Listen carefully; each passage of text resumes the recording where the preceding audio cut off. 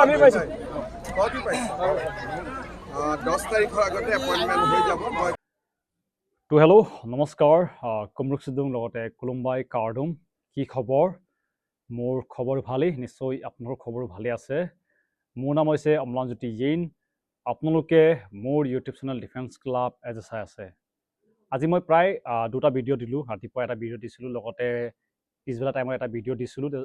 য'ত মই কাম কৰি আছিলোঁ পথাৰতে ভাবিছিলোঁ যে সোনকালে কাম শেষ হ'ব তাৰপিছতে অলপ গৈ পিনি ক্ৰিকেট খেলিম ভাবিছিলোঁ কিন্তু গোটেই দিনটো পথাৰতে গুচি গ'ল যিহেতু লগৰ এটাৰ ঘৰটো পথাৰৰ কাম ওলাই গ'ল এইটো কাৰণে অলপ হেল্প কৰিব গুচি গ'লোঁ গোটেই দিনটো এনেকৈ গুচি গ'ল অলপ ভাগৰ লাগি আছে কিন্তু যোনটো আপোনালোকে মোক প্ৰশ্ন কৰি আছে যোনটো নটিফিকেশ্যনৰ ৰিলেটেড এইটো সঁচা নে মিছা ইতিমধ্যে মই যোৱা ভিডিঅ'টো কৈছিলোঁ যেন এই নটিফিকেশ্যনখন সঁচা নিচিনা লগা নাই বুলি মই কৈ দিছিলোঁ আৰু বৰ্তমান এইটোৱে হৈছে এইখন নটিফিকেশ্যনটো সঁচা নহয় কাৰণটো কৈ দিছোঁ CM ছাৰে অলপ আগতে ক'ৰবাত মিটিং হয়তো হৈছিলে তাতে বহুতখিনি কেণ্ডিডেটে এপইণ্টমেণ্ট বিষয়ে লগতে অসম পুলিচৰ নতুন ভেকেঞ্চিৰ বিষয়ে প্ৰশ্ন কৰিছিলে তেতিয়া তেওঁ কৈছে যেন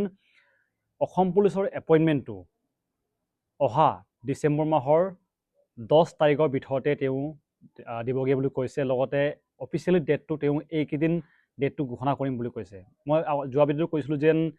আজিৰ পৰা প্ৰায় মই 2-3 দিন আগতে এটা ভিডিঅ' দিছিলোঁ য'ত মই কৈ দিছিলোঁ যেন অসম পুলিচৰ এপইণ্টমেণ্টটো এই মাহত অহাটো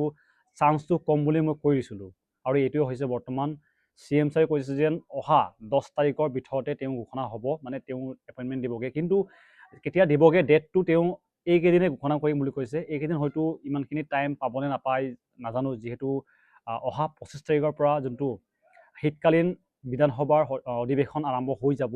তাত সময়টো তেওঁ মিলিব নাই আৰু ইয়াতকৈ বহুত ডাঙৰ ইছ্যু আছে আপোনালোকে হয়তো নিউজ চেনেল চালে ভালকৈ গম পাব এইটো কাৰণে আমি অলপ অপেক্ষা কৰিব লাগিব যিমানখিনি কেণ্ডিডেট অসম পুলিচৰ নতুন ভেকেঞ্চি লগতে এপইণ্টমেণ্ট কাৰণে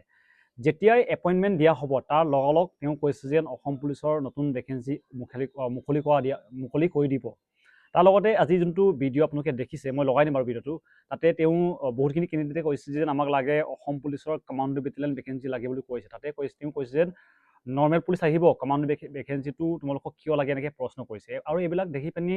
অলপ আইডিয়া হৈছে যেন হয়তো কমাণ্ডো বেটেলিয়ন ভেকেঞ্চিটো চান্সটো কম অহাটো কিন্তু SI ভেকেঞ্চি আহিব যিহেতু SI ভেকেঞ্চি থাকি গৈছে কমাণ্ডো SI এইটো কাৰণে যদি আপোনালোকে কমাণ্ডো SI দিব ইচ্ছা আছে তেওঁলোকৰ কাৰণে ভাল হ'ব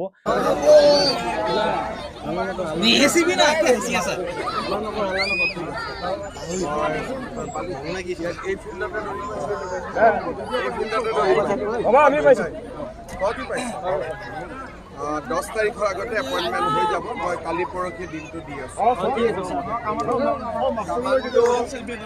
পুলিচ ওলালে নহব কমাণ্ডো লাগিব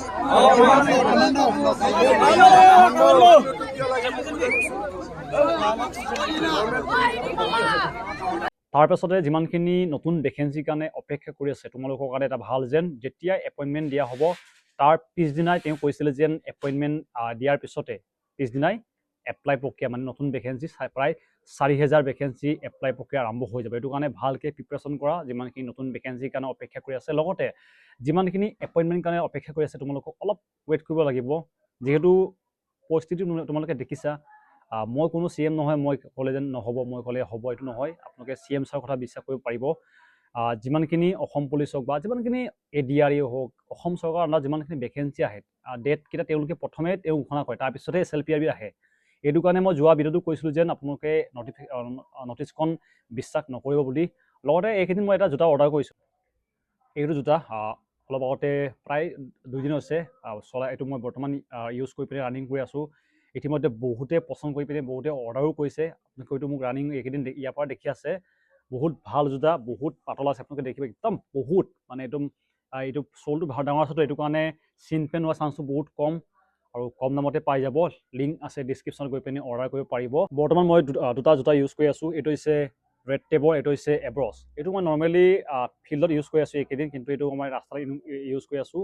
একদম ব্ৰেণ্ড নিউ শ্বুজ দুটাই এনেকৈ দেখিব আপুনি একদম গুড কোৱালিটি লিংক আছে ডিছক্ৰিপশ্যনত গৈ পিনি চেক আউট কৰি কিনিব পাৰিব বাকী ইমানখিনি আছিলে আপোনালোকে হয়তো ভিডিঅ' দেখিলে CM ছাৰে কি কৈছে সকলোখিনি আপডেট পাইছে অতি সোনকালে এপইণ্টমেণ্টৰ ডেট আহিব অলপ টাইম লাগিব প্ৰায় তেওঁ কৈছে অহা 10 ডিচেম্বৰৰ ভিতৰতে দিবগৈ মানে প্ৰায় ডিচেম্বৰৰ ফাৰ্ষ্ট উইকলৈ পাবগৈ। আমাৰ জইনিংটো অলপ দেৰি হ'ব, যিহেতু